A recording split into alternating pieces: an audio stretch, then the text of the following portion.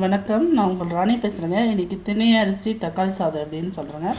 திணை அரிசிங்கிறது சிறுதானியங்க. இது ரொம்ப ரொம்ப நல்லது உடம்புக்கு. பாருங்கள், இந்த மாதிரி தான் இருக்குது. இதை ஊற வைக்க வேண்டாங்க. நீங்கள் ஜஸ்ட் அப்போ இதெல்லாம் வணக்கிட்டு கழுவி கல் இல்லாமல் கொஞ்சம் அரிசி எடுத்துக்கோங்க. அப்படியே போடுறது தான். ஒரு கிளாஸ்க்கு 2 கிளாஸ் தண்ணி விட்டால் போதும். நான் எந்த நீங்கள் அளவில் எடுக்கிறீங்களோ அதில் தண்ணி 1க்கு 2 எடுங்க. இப்போ நான் இந்த பவுலில் ஒரு பவுல் எடுத்திருக்கேன். இதில் நம்ம 2 பவுல் தண்ணி ஊற்றினா போதும். சீக்கிரமாக வெந்துடுங்க, சீக்கிரம் ஆகிடும். என்னென்ன பொருள் வேணுங்கிறது சொல்கிறேங்க. இதுக்கு கொத்தமல்லி தழை, பெரிய வெங்காயம் 2 வெங்காயம், சின்னதாக மீடியம் சைஸாக இருந்தால். தக்காளி நல்லா பெருசாக இருந்தால் 2, இல்லைன்னா சின்னதாக இருந்தால் 3. இஞ்சி பூண்டு பேஸ்ட்டு நம்ம பிரியாணி மாதிரி நிறைய போடாமல் பாதி அளவுக்கு போடுங்க போதும். தக்காளி சாதம் அப்போ தான் நல்லா டேஸ்ட்டாக இருக்கும். 1 ஸ்பூன் இஞ்சி பூண்டு பேஸ்ட்டு, 2 பச்சை மிளகா, மிளகாத்தூள் 1 ஸ்பூன், கரம் மசாலா 1/2 டீஸ்பூன், மஞ்சத்தூள் 1/4 டீஸ்பூன், உப்பு தேவையான அளவு, கருவேப்பிலை, தாளிப்புக்கு கடுகு, ஒரு பட்டை, கிராம்பு 3, கொஞ்சோண்டு சோம்பு. அவ்வளோதாங்க தக்காளி சாப்பாடுக்கு தேவையானது. சீக்கிரத்தில் செஞ்சிடலாங்க. இப்போ எப்படி செய்முறைங்கிறத நம்ம பார்ப்போம். குக்கரில் நான் கடலை எண்ணெய் விட்டு இருக்கேங்க. நல்லெண்ணெய் வேணும்னா நல்லெண்ணெய் யூஸ் பண்ணிக்கலாம், நல்லாயிருக்கும் டேஸ்ட்டு.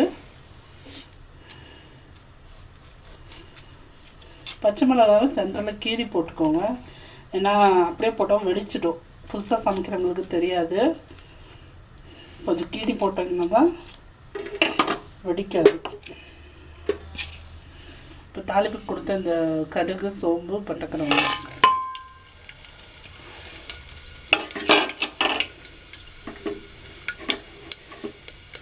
பச்சை மிளகாய், கருவேப்பிலை,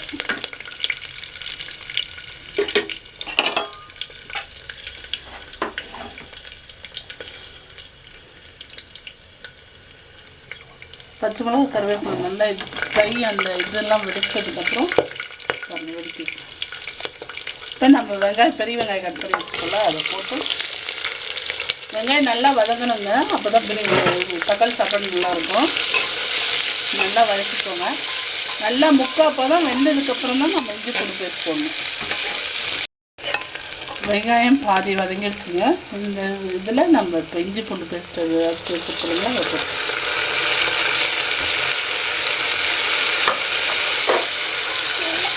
நல்லா சுற்றி விட்டுக்கோங்க. இஞ்சி பூண்டு பச்சை ஸ்மெல் போகிற வரைக்கும் நல்லா வதக்கிக்கோங்க. நிறைய போட்டுறாதீங்க. நிறைய போட்டால் பிரியாணி மாதிரி ஆகிடும். தக்காளி சாப்பாடுங்கிறது பிரியாணி மாதிரியும் வரக்கூடாது. அதனால தான் நான் பட்டை கிராம்பு மட்டும் போட்டேன். இல்லைன்னா அன்னாச்சி மொக்கு இதெல்லாம் போட்டோம்னா நம்ம பிரியாணி டேஸ்ட்டுக்கு வந்துடும். தக்காளி சாப்பாடுங்கிறது வேறு மாதிரி இருக்கணும். 2 நிமிஷம் வதக்குங்க. இப்போ இஞ்சி பூண்டு பச்சை ஸ்மெல் பிடிச்சி இந்த தக்காளி கட் பண்ணி வச்சுதான் போட்டுங்க.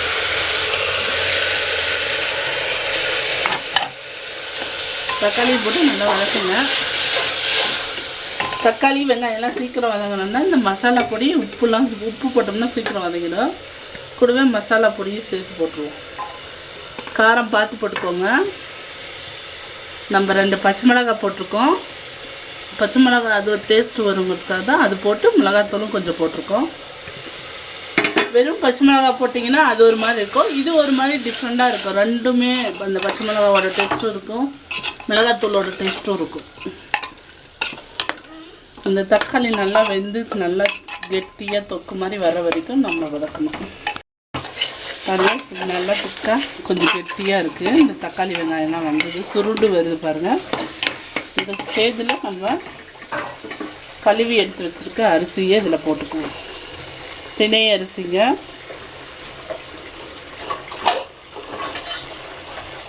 சாதா அரிசின்னு நீங்கள் தண்ணி வேறு மாதிரி ஊற்றணும். அந்த அரிசி ஊற வச்சு செய்யணும். இது ஊற வைக்க வேண்டாம், சீக்கிரத்தில் செஞ்சிடலாம். கழுவி எடுத்தாவே போதும். ஏன்னா சின்னதாக தான் இருக்கும் அரிசி, பார்க்க ரவை மாதிரி தான் இருக்கும். சிறுதானியம் ரொம்ப நல்லதுங்க உடம்புக்கு. அதுலேயே நம்ம எல்லாமே செய்யலாம்.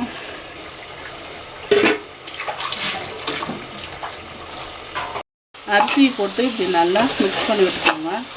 அந்த மசாலாவோடு எல்லாம் சேர்ந்து வர மாதிரி மிக்ஸ் பண்ணும்போது நீங்கள் இதை வணக்கும் போது இந்தாண்ட சைடில் சுடு தண்ணி வச்சுக்கோங்க, பச்சை தண்ணி விட வேணாம்.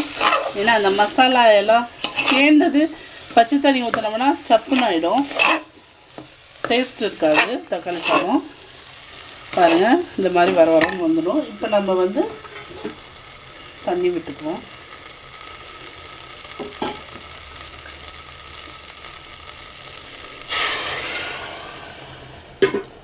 ஒரு கப் அரிசிக்கு 2 கப் தண்ணிங்க.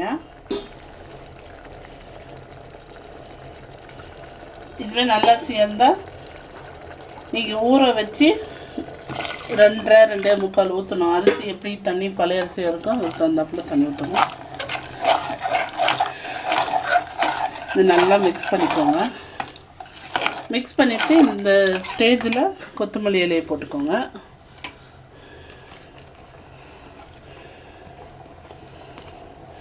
கொத்தமல்லி இலையை போட்டுட்டு உப்பு சரியாக இருக்கான்னு பார்த்துக்கோங்க.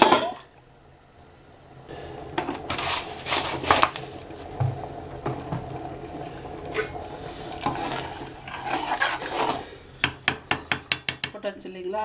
இப்போ மூடி போட்டு நம்ம க்ளோஸ் பண்ணிடுவோம்.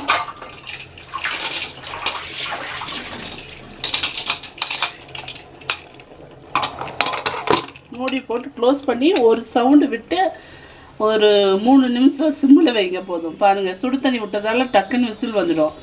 அந்த ஒரு 3 நிமிஷம் நம்ம சிம்மில் வச்சு ஆஃப் பண்ணும்போது வெந்துடும் அந்த தம்மில். பாருங்கள் இப்போ நம்ம விசில் விட்டு சிம்மில் வச்சுட்டு எடுத்துக்கோங்க. விசிலும் போயிடுச்சு.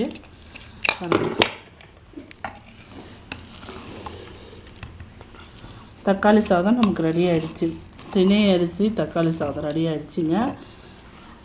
இது நம்ம அந்த சாதம் மாதிரி பார்க்க உதிரி உதிரியாக அந்த மாதிரி வராதுங்க. இது ஆறுச்சுன்னா உதிரி உதிரியாக ஆகிடுங்க. இப்போ சூடோடு இருக்க பார்க்க அப்படி இதாக வருது. ஆறுச்சுன்னா உதிரி உதிரியாக வரும். ஆனால் தக்காளி சாப்பாடு இதில் செஞ்சு பாருங்கள், நல்லாயிருக்கும் டேஸ்ட்டாக. திணை அரிசி தக்காளி சாதம் ரெடி ஆகிடுச்சுங்க. நான் இதுக்கு கூட இன்றைக்கி சைடிஷாக தயிர் பச்சடி யூஸ் பண்ணியிருக்கேன். நீங்கள் இதுவே சில்லி சிக்கன் சாப்பிட்லாம், சிக்கன் கிரேவி பண்ணலாம், எல்லாமே நல்லாயிருக்குங்க. நீங்களும் செஞ்சு பார்த்துட்டு எப்படி இருக்குன்னு கமெண்ட்ஸை சொல்லுங்கள். தேங்க்யூ.